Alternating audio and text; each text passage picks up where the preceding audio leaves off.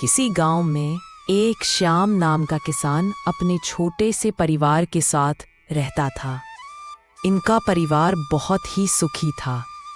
उन्हें जो भी मिलता, जितना भी मिलता, उसमें ही संतुष्ट रहते थे और भगवान का धन्यवाद करते थे। सुनो भाग्यवान, मैं खेत पर जा रहा हूँ। आज खेत में बहुत सारे काम हैं, इसलिए आने में थोड़ी देर हो जाएगी। मुझे दोपहर का खाना दे दो, मैं वही खा लूंगा। ठीक है जी, मैं अभी आपका खाना बांध कर देती हूँ। थोड़ा रुकिए।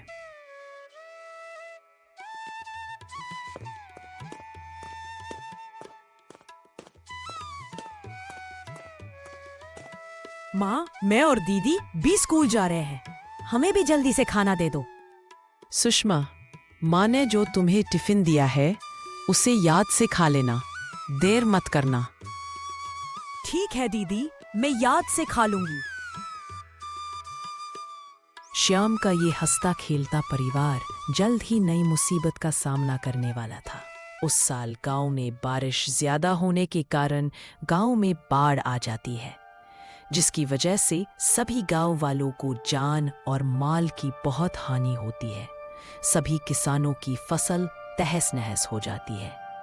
ठीक इसी तरह ही श्याम और श्याम का परिवार भी इसी दुर्घटना से जूझ रहा था। परिवार के हालात बहुत ही बुरे चल रहे थे। एक वक्त की रोटी भी ठीक से नसीब नहीं हो पा रही थी।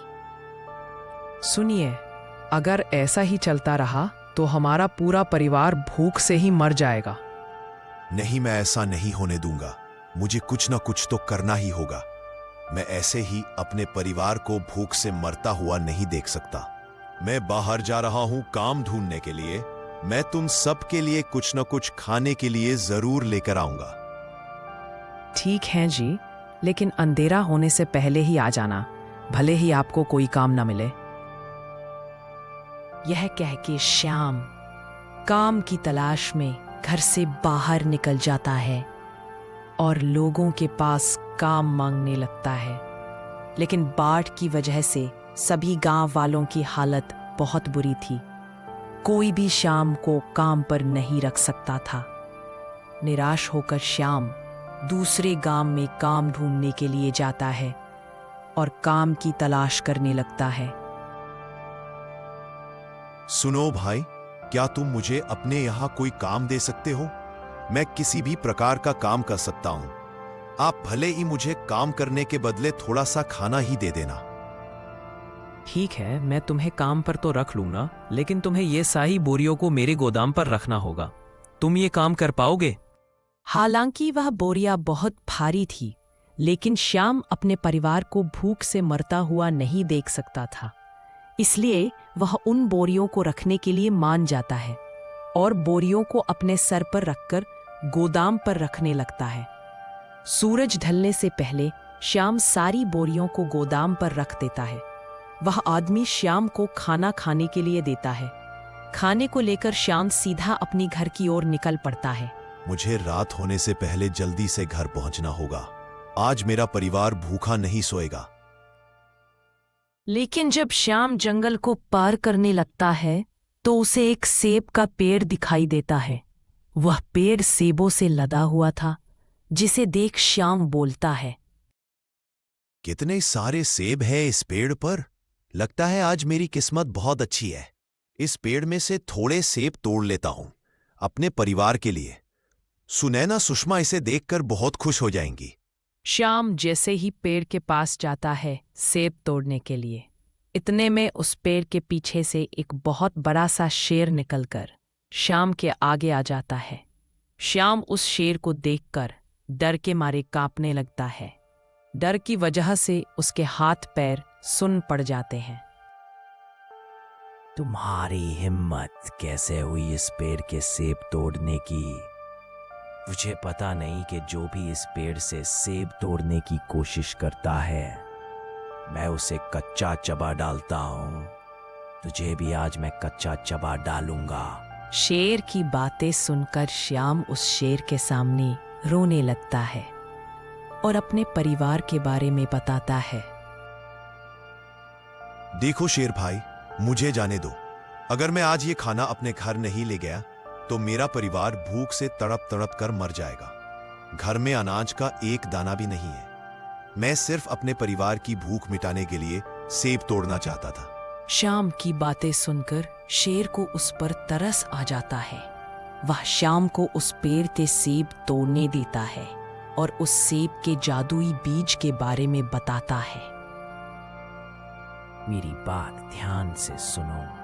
इस पेड़ में जो सेब लगे हैं, इन सेबों के बीज को अगर तुम जमीन में दबा दोगे तो अगले ही दिन पूरा सेब का पेड़ खड़ा हो जाएगा।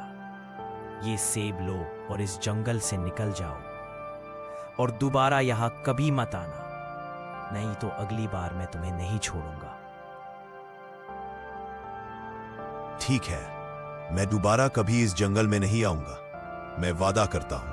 श्याम वहां से जल्दी निकल जाता है और अपने घर पहुंच जाता है। जो खाना वह काम करके लाया था उसे अपने परिवार को खिलाता है और जो घटना उसके साथ जंगल में हुई थी उसे उन सबको बताने लगता है। सुनो भाग्यवान, मुझे आज जंगल में एक बोलने वाला शेर मिला था। उसने मुझे ये जादुई सेब दिए हैं और बताया है कि अगर इस सेब के बीज को जमीन में दबा दिया जाए तो अगले ही दिन पूरा सेब का पेड़ उग जाता है। ये आप क्या पागलों जैसी बातें कर रहे हो? लगता है कि खाना ना खाने की वजह से आपका दिमाग खराब हो गया है, तभी ऐसी बातें कर रहे हो। लगता है कि तुम ऐसे मेरी बातों पर यकीन नहीं करोगी। रुको जरा, सुबह तुम खुद देख लेना। इतना कह के श्याम उस सेब का बीज घर के बाहर जमीन में दबा देता है और सोने के लिए चला जाता है। सुबह श्याम की पत्नी जब घर से बाहर निकलती है तो सामने देखकर हैरान हो जाती है। वह तुरंत श्याम को आवाज देती है। क्या हुआ भाग्यवान? तुम इतनी जोर से आवाज क्यों लगा रही हो? मानो जैसे तुमने कोई भूत देख लिया हो। ऐसा ही समझिए कि मैंने भूत देख लिया है। जरा घर के बाहर देखिए, लगता है आप सही कह रहे थे। देखा, मैंने सही कहा था ना भाग्यवान। लगता है कि अब हमें भूखा नहीं सोना पड़ेगा। इन सेबों को गांव वालों में बांट देता हूं और जो बचेंगे उसे बाजार में जाकर बेच दूंगा। कम से कम 2 पैसे तो हाथ में आएंगे।